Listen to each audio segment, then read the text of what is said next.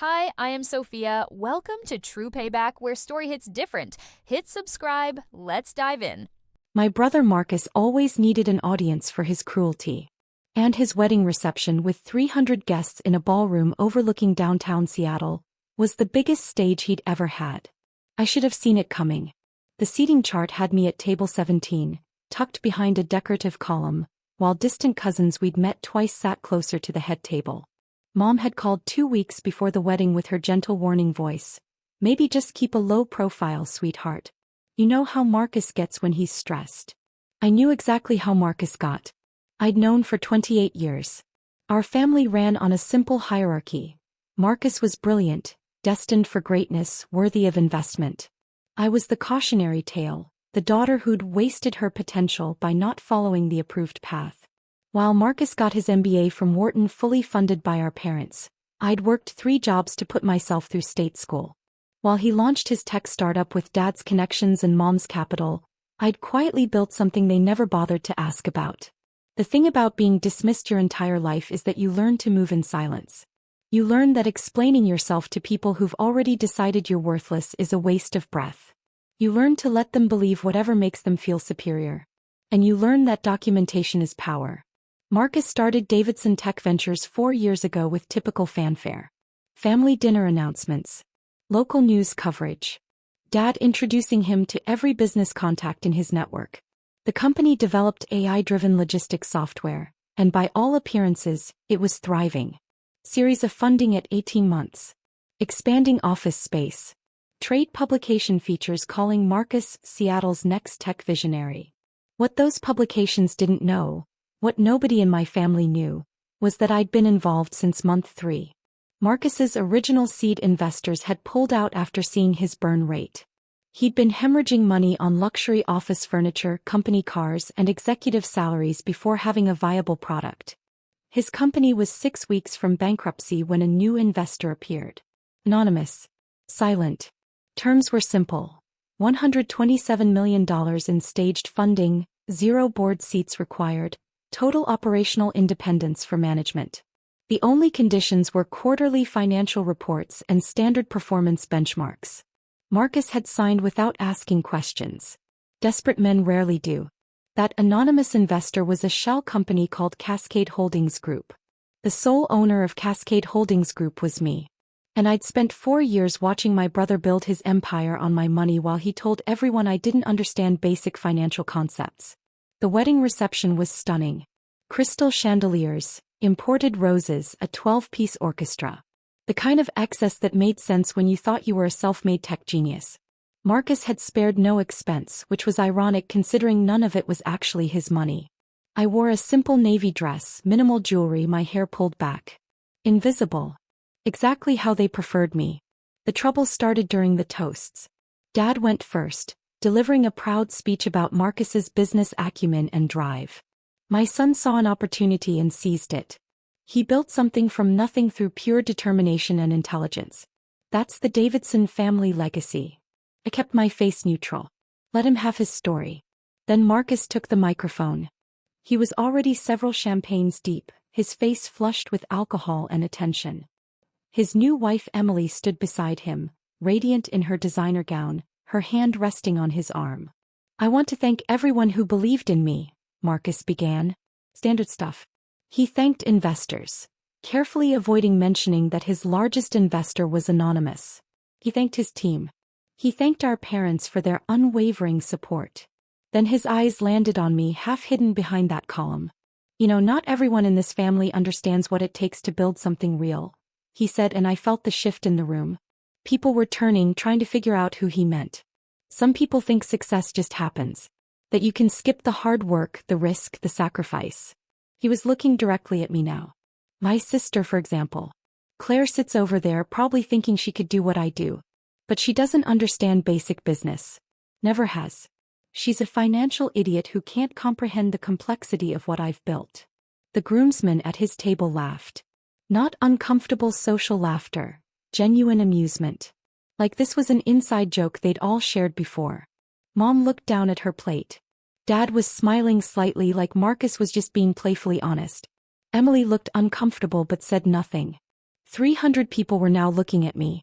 Some with pity. Some with second-hand embarrassment. Some with the smug satisfaction of watching someone else get put in their place. I set down my champagne glass very carefully. I stood up, smoothed my dress and walked toward the head table. The room went quiet except for the gentle background music. Marcus watched me approach with that familiar smirk, the one that said he'd won whatever game he thought we were playing. I stopped beside him, looked directly into his eyes and said clearly, calmly, "Congratulations on your wedding day, Marcus. I hope you and Emily have a beautiful life together." Then I hugged him. A genuine, sisterly hug that looked to everyone in that ballroom like gracious forgiveness. What they couldn't see was me whispering in his ear, "Enjoy the reception. We'll talk Monday." I returned to my table, gathered my clutch and walked out of the ballroom with my head high. Nobody stopped me. Nobody followed. I was used to that. In the parking garage, I sat in my car and pulled out my phone. My hands were steady. I'd learned a long time ago that revenge is a dish best served with documentation and legal precision. I opened my secure messaging app and typed to Richard Chin, my investment fund manager, "Withdraw all funding from Davidson Tech Ventures. $127 million total position. Begin liquidation Monday morning. Prepare full asset seizure documentation." His response came in 30 seconds. "Confirmed. Board notification." I typed back, "Not yet. Let the CFO discover it organically." Then I sent a second message to my attorney Patricia Greenwood. "Need you Monday 8 a.m. Bringing Davidson Tech contracts. Time to make my ownership known." I drove home to my waterfront condo, the one I'd purchased outright 3 years ago, the one my family assumed I was renting because how could someone like me afford Seattle waterfront property? I poured myself a glass of wine, changed into comfortable clothes and pulled out the Davidson Tech Ventures files I'd been maintaining for 4 years. Every quarterly report. Every financial statement. Every expenditure over $10,000. Every email exchange with Marcus's team. Every benchmark evaluation. I'd been a silent investor, but I hadn't been a passive one.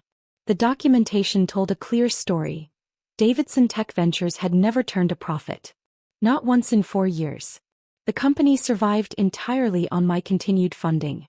Marcus's success was an accounting illusion, propped up by my money while he spent 6 figures on company cars and executive bonuses. But I'd allowed it. I'd watched him spend my money to build his reputation as a self-made genius. I'd read articles quoting him about the importance of believing in yourself when others don't. I'd listened to him give interviews about trusting your vision despite the doubters. And I'd documented everything. Saturday morning, I woke up to 17 missed calls from my mother. I let them go to voicemail while I went for my usual run along the waterfront. When I finally listened to the messages, they followed a predictable pattern. Message 1, "Claire, honey, I know Marcus was a little harsh last night. He'd been drinking. Just call me back." Message 5, "Your father is very upset that you left early. Looked bad, Claire. People noticed." Message 12, "This is ridiculous. You're being overdramatic. Marcus was just joking around. Call me back immediately." Message 17, "Fine. Be childish. But this behavior is exactly why nobody takes you seriously." I deleted them all and made myself breakfast. Sunday, I spent the day reviewing my strategy with Patricia. We sat in my home office, contracts and corporate documents spread across my desk, building our approach. "The contracts are airtight," Patricia said, adjusting her reading glasses. "You have full right to withdraw funding at any time. He has no legal recourse." "What about the company assets?" I asked. "Depends on the financing structure. Let me check." She flipped through pages. "Here. Section 7.3. In the event of funding withdrawal, all assets purchased with investor capital revert to investor ownership pending company valuation and debt settlement." I smiled. "So the office space, the equipment, the company vehicles. All yours if the company can't immediately buy them out. Which based on these financials they can't. They have roughly $48,000 in liquid assets and monthly operational costs of $600,000. How long until bankruptcy? 6 weeks. Maybe 8 if they find emergency bridge funding, but good luck finding someone willing to jump into this mess." Patricia looked up at me. "Claire, are you sure about this? He's your brother." He's made it very clear what he thinks of me, I said quietly. For 4 years, I've funded his success while he's told everyone I'm incompetent. I'm done being invisible. Monday morning arrived with crystalline clarity. I was up at 5, dressed in my charcoal gray suit, the one I wore for serious business meetings, and at my downtown office by 6:30. Cascade Holdings Group occupied a modest suite in a professional building. Nothing flashy. I'd never needed flash. At 8 o'clock sharp, Patricia arrived with our legal team. At 8:15 I sent the official notification email to Davidson Tech Ventures Board of Directors and CFO. The subject line read, Notice of Investment Withdrawal and Asset Claim. The body was simple. Effective immediately, Cascade Holdings Group is withdrawing all funding from Davidson Tech Ventures and exercising contractual rights to asset seizure pending debt settlement. All questions should be directed to legal counsel listed below. I copied Marcus. I wanted him to read it at the same time as his CFO. The call came at 8:47. Marcus's CFO, David Park, had my direct number from years of quarterly reports. His voice was strained. Ms. Davidson? I just received an email from Cascade Holdings about funding withdrawal. There must be some mistake.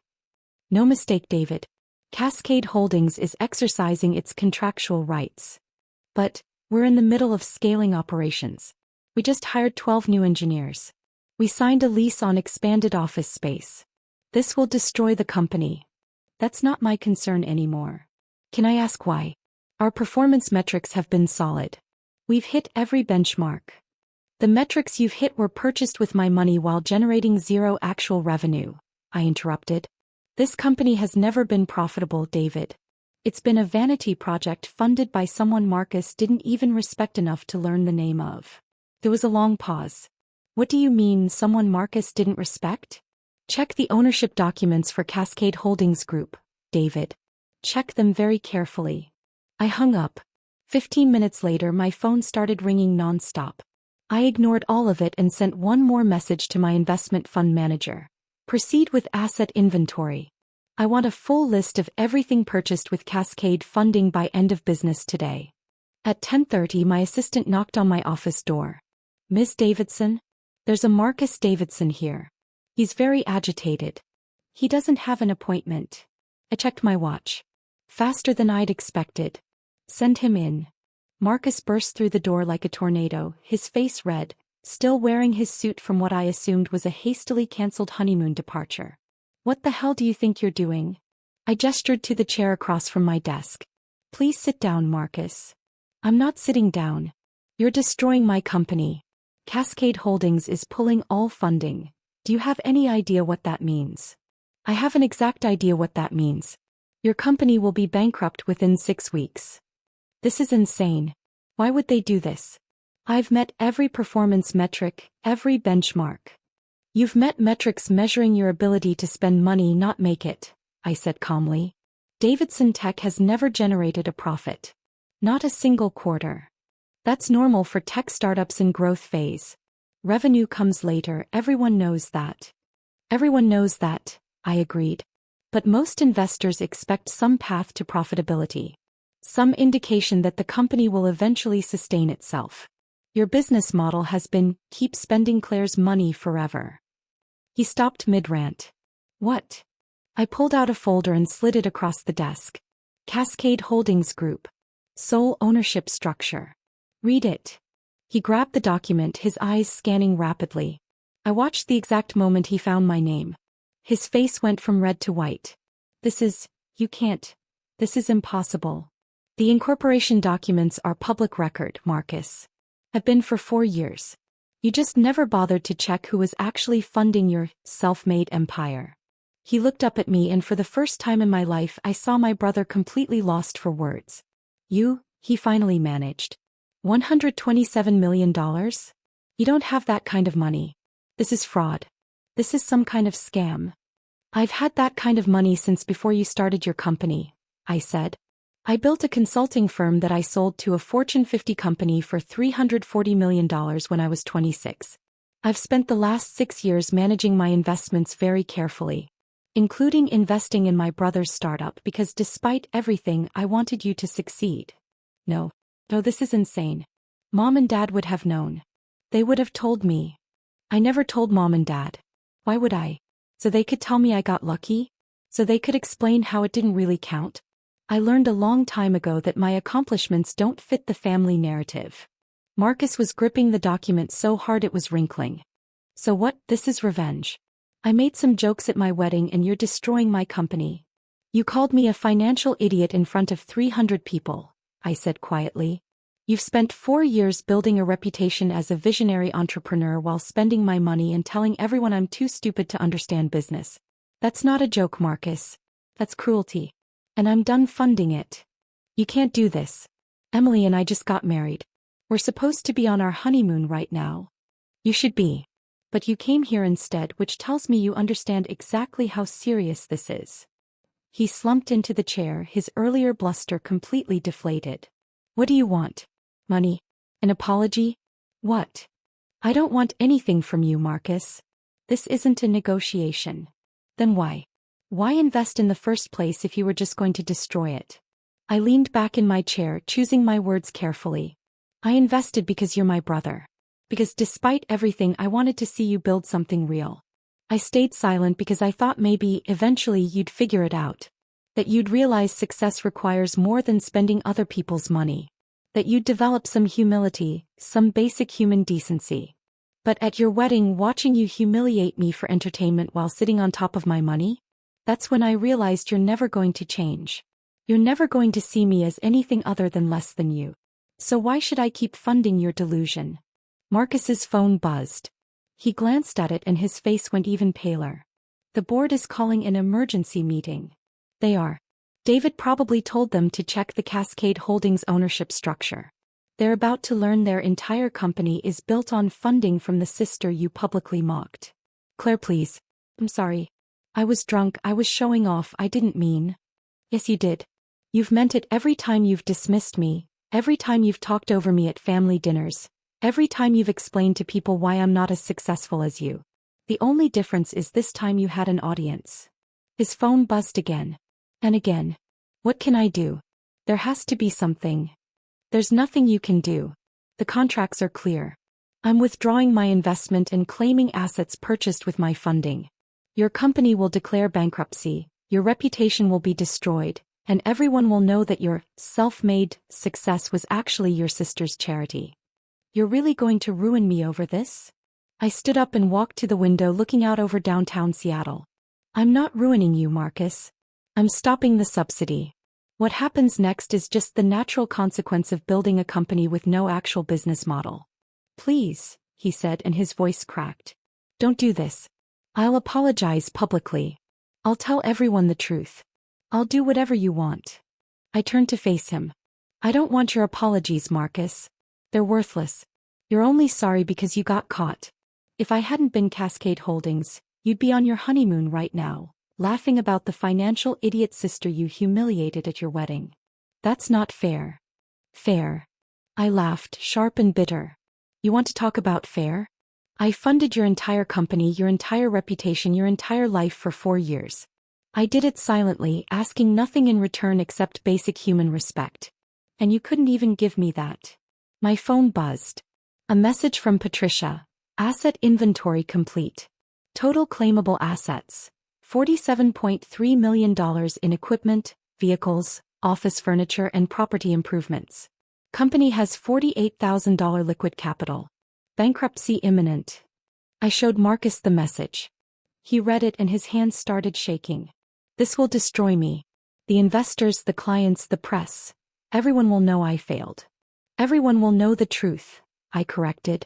That you were very good at spending other people's money and very bad at building a sustainable business. The same truth you've been avoiding for 4 years. He stood up and for a moment I thought he might yell. Instead, his shoulders sagged. Mom and Dad are going to lose their minds. Probably. They'll blame me, of course. The daughter who destroyed her brother's dreams out of spite. You'll all have that story to bond over. It's not spite. Is it? I met his eyes. It's self-respect, Marcus. Something I should have demanded from this family a long time ago. His phone rang. He looked at the screen. It's David. The board wants to talk to me. You should take that.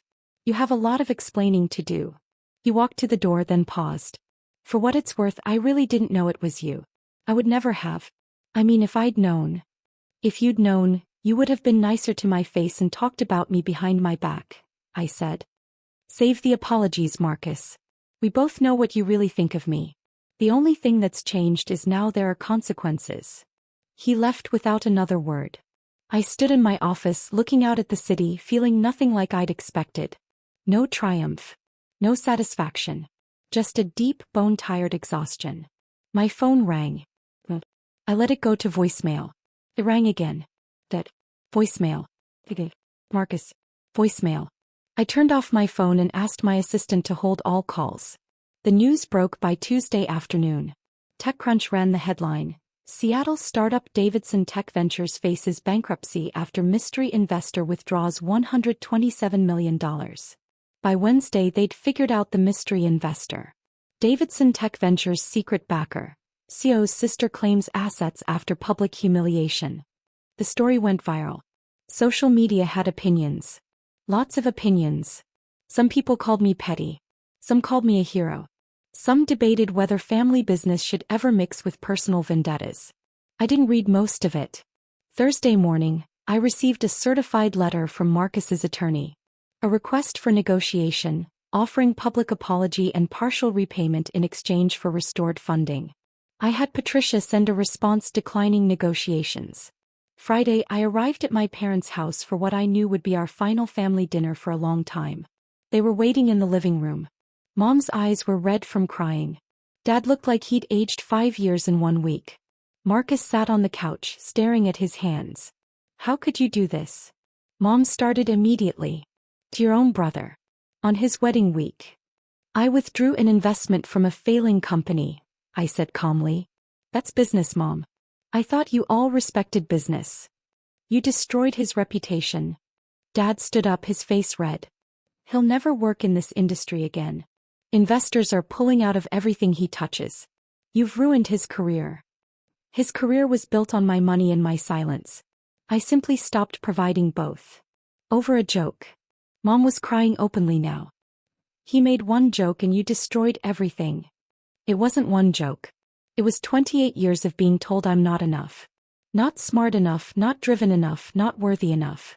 Marcus's wedding speech was just the moment I decided to stop accepting it. Marcus finally looked up. I've drafted a public apology. Full acknowledgement of your investment, full credit for the company's success. If you restore the funding. No. Claire, please. Emily's parents are pressuring her to annul the marriage. They think she married a con artist. My team is abandoning ship. I'm going to lose everything. You're going to lose things you never actually earned, I said. Your reputation was built on lies, Marcus. I'm just removing the foundation. We're your family. Mom shouted. Family supports each other. I looked at each of them. When have you ever supported me? When I was working 3 jobs for college. When I built my consulting firm. When I sold it for $340 million. Oh wait, you didn't know about that because you never asked. You never asked what I was doing or how I was doing or whether I needed anything. You decided who I was when I was 18 and never bothered to update your assumptions. That's not fair, Dad said. We've always loved you. Love isn't passive, Dad. It's not just showing up to holidays and tolerating someone's presence. Love is respect, interest, support. Things you've given Marcus freely while treating me like an obligation. The room fell silent. Finally, Marcus spoke quietly. What do you want from us, Claire? Just tell us and we'll do it. I don't want anything from you. That's what you're not understanding. I'm not punishing you to extract something. I'm just done. Done funding Marcus's empire. Done accepting scraps of consideration from this family. Done being invisible. So that's it. Mom's voice was small. You're just walking away from all of us? I'm walking away from the version of me you all needed me to be, I said. The failure daughter. The financially illiterate sister. The one you could all feel superior to. That person is gone. Whether you want a relationship with the person I actually am? That's up to you. I stood to leave. Claire, Marcus said. I really am sorry. For all of it. Not just the wedding. Everything. I looked at him. He looked genuine. Broken, humiliated, but genuine. I believe you're sorry, Marcus. But sorry doesn't undo 4 years of contempt. It doesn't rebuild trust. And it definitely doesn't entitle you to my money. I walked out of my childhood home for what I knew might be the last time. 3 months later, Davidson Tech Ventures officially declared bankruptcy. Marcus took a position as a director of operations at a mid-sized logistics company. A significant step down, but honest work with a salary, not borrowed glory. Emily stayed with him. That surprised me. Their marriage survived, though they moved to Portland for a fresh start. Mom and Dad sent occasional emails. Cautious, careful messages that avoided mentioning Marcus or business or anything substantive. I responded politely but didn't visit. I threw myself into my investment portfolio, working with companies run by people who'd been dismissed like me. Women told they weren't aggressive enough. Immigrants told they didn't understand American business. Young entrepreneurs told they needed more experience. I invested in their visions. And when they succeeded, as many of them did, I made sure they knew I'd believed in them when others hadn't. 1 year after Marcus's wedding, I received a letter. Handwritten from him. Claire, I'm not asking for money or forgiveness or anything else. I just wanted you to know I finally understand what you tried to teach me. Real success isn't about appearances or other people's money. It's about building something that stands on its own. I'm doing that now. Slowly, honestly, with my own effort. It's harder than anything I've ever done. It's also the first thing I've ever been truly proud of. You were right about me. About all of it. I just hope someday you'll believe I've changed. Marcus. I filed the letter away and didn't respond. Maybe someday I would believe he'd changed. But whether he had or not, I'd already changed. And for the first time in my life, I was enough. Not despite my family's opinion. Not because I'd proven them wrong. Just because I'd finally decided I was. That was the only validation I'd ever actually needed.